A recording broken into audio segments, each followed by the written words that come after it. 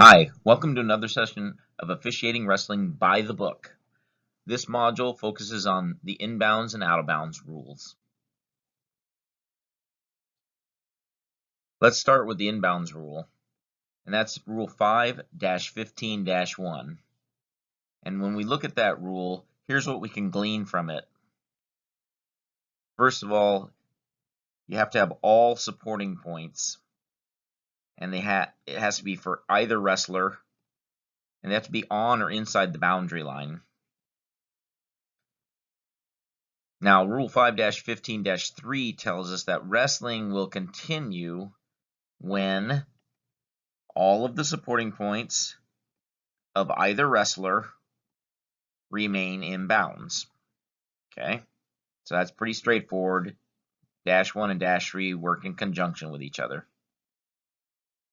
Now, the thing that we need to distinguish between is the concept of a supporting point being in bounds versus the situation being in bounds. So let's go through some more analysis here. So let's start with the boundary line. The out of bounds area in wrestling begins beyond the outer edge of the boundary line. So what you see here in the picture is sort of an arc on the 28-foot circle for a wrestling mat. The entire line itself is in, so that entire white line is considered inbounds. Everything from the outer edge of that boundary line outward is the out of bounds area. And everything from the outer edge inward is the inbounds. So let's do a few examples. Tell me whether or not the body part that is pictured is considered to be in or out of bounds. So the first one, in or out? Well, this one's in, right? Because the entire body part is inside of the outer boundary of the 28-foot circle. How about this one? This one's out of bounds. As soon as any part of that body part is touching beyond the outer edge of the boundary line, then it's considered to be out of bounds, regardless of how much of the body part may still be considered in bounds. How about this example, in or out? This one's in. Again, it's approaching that outer edge, the toes are, but they're still inside that outer edge. And then how about number 4 here, in or out? This one is just barely out, right? Just the little bit of the couple of toes is reaching just beyond the outer edge of the boundary line and touching that out of bounds area. Therefore, the entire foot is now considered out of bounds. So that's the inbounds rule illustrated. Now let's talk about the out of bounds rule. This is Rule 5-18. And what 5-18 tells us is the following. If one of the supporting points, and remember our previous module on the distinction between the supporting points versus just any run-of-the-mill supporting points. So if one of the supporting points of both wrestlers is beyond the boundary line, then we have out of bounds. So the thing we also need to distinguish between is the concept of the supporting point being in bounds versus the supporting points. Remember, remember our example of a guy on his hands and knees like he's in a defensive wrestler starting position, and how he has technically 6 parts of his body that are supporting his weight, but really there are only 2 points of support, which are the supporting points, which would be his knees in that example. So we just need to always be clear between a supporting point being in bounds or out of bounds versus the supporting points. So let's take some examples here. So in this example, should we stop wrestling or allow it to continue? Here, we allow it to continue because the wrestlers are in. The red wrestler, he has all of his supporting points inside the boundary line. So just as Rule 5-15 tells us, as long as either wrestler has all supporting points in bounds, then that wrestler is considered to be in. And if somebody's in, then we can allow wrestling to continue. The defensive wrestler, or the green wrestler in this case, has his left foot out, and that appears to be his only supporting point at the moment. So he's got a left foot out. Meanwhile, red has both feet, which are his supporting points, inbounds. How about here? We're going to stop wrestling or allow it to continue? Here we're going to declare this out of bounds because each wrestler has a supporting point out beyond the boundary line. So for the defensive wrestler, his right knee is clearly beyond the outer edge of the boundary line, and that's one of his supporting points. Not his hand, not his right foot, but his right knee. And for the red wrestler on top, his right foot / knee is beyond the boundary line, and so that's one of his supporting points. Therefore, each wrestler has a supporting point beyond the boundary line. Therefore, they are out of bounds and will stop action. And again, remember, the hand or the right foot of the yellow wrestler, those are not considered the supporting points. They are not bearing the majority of the weight, just the knee.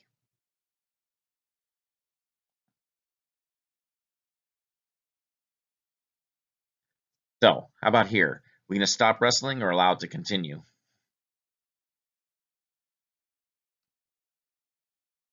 Here we're stopping because they are out. Each wrestler has one of their supporting points out of bounds.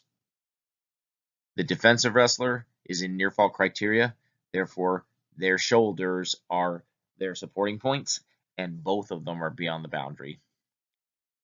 The wrestler on top, their supporting point is their rear end, the butt, and that's beyond the boundary line.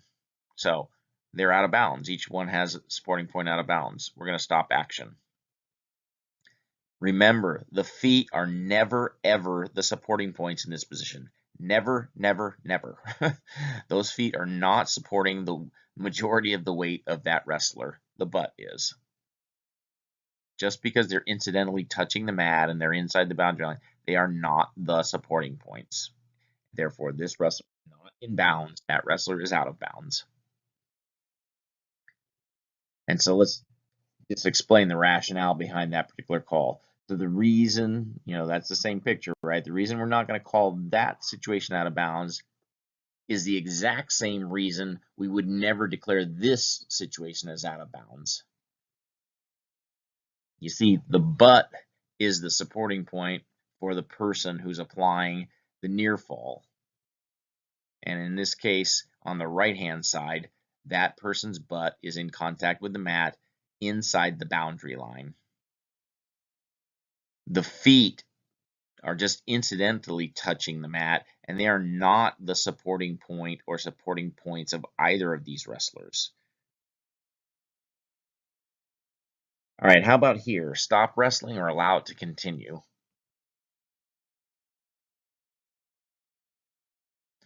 In this case, these wrestlers are in because the red wrestler has all of their supporting points in bounds.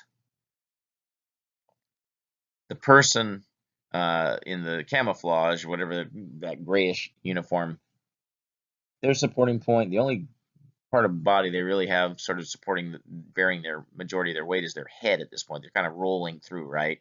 And their head is out of bounds. It's beyond the boundary line. But red has the left shoulder down and the left foot / knee was down. So that left shoulder is still in bounds inside the boundary line. And the left foot / knee, that was in as well. So keep in mind, where is the center of gravity for this wrestler? In that body position, at that angle, you can tell that the majority of their weight is, again, in the hips, the buttocks area, the thighs, and that's where the center of gravity is for this person. And that guides us where to be looking for the supporting point. If that red wrestler keeps rolling over the top of their shoulder or over their head, and their hips start getting more perpendicular to the mat instead of parallel to the mat, well, then the weight center of gravity is shifting. But in this case, you can kind of see where that center of gravity is, and you know that their majority of their weight is supported by body parts that are inside the boundary line. So that person is still in bounds. Wrestling can continue. How about here? You gonna let this situation go on, or are you gonna blow the whistle?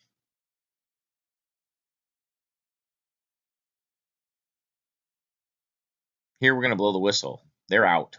Each wrestler has a supporting point beyond the boundary line. For red, they're on their feet and they're standing beyond the boundary line. For blue, they're on their hip. That's their main supporting point, and that supporting point is beyond the boundary line. So each wrestler has a supporting point beyond the boundary line.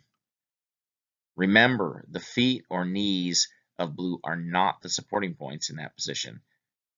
That person's laying on their hip, and the majority of their weight is borne by the hip. And because the hip is beyond the outer edge of the boundary line, that hip is out of bounds.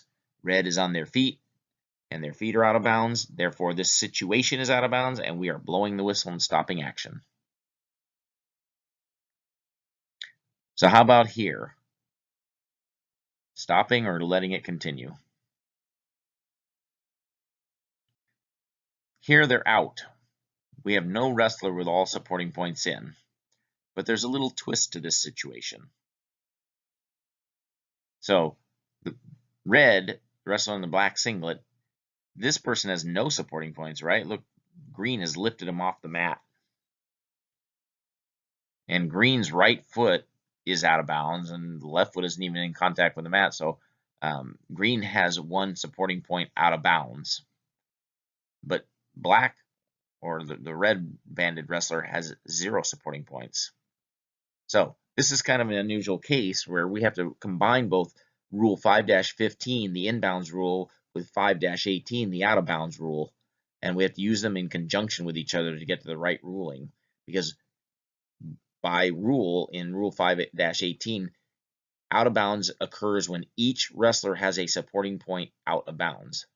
Green has a supporting point out, but red doesn't have any supporting points. So technically, we do not fulfill Rule 5-18. However, remember Rule 5-15 tells us that a wrestler is in bounds as long as they have all of their supporting points inside the boundary line. Well, red doesn't have any supporting points, therefore they don't have all of their supporting points in bounds, and green at the moment only has one supporting point, the right foot, and it is not in bounds. So nobody has all of their supporting points in bounds. So if nobody is in bounds, then we have to logically infer that the situation is now out of bounds. And that's why we blow the whistle and stop action here.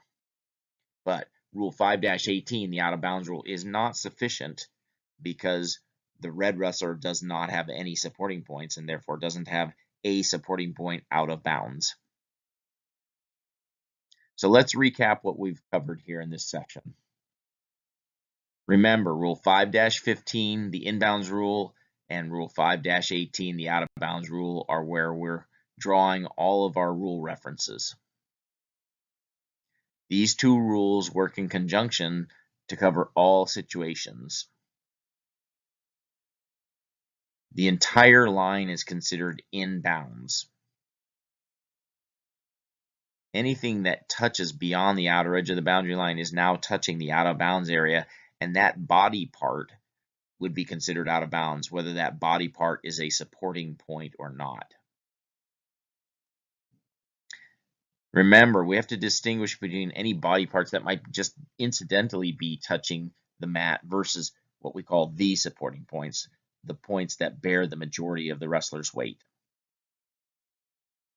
You need to constantly be assessing the supporting points relative to the boundary line. You do this constantly when you're officiating, and you're doing it subconsciously.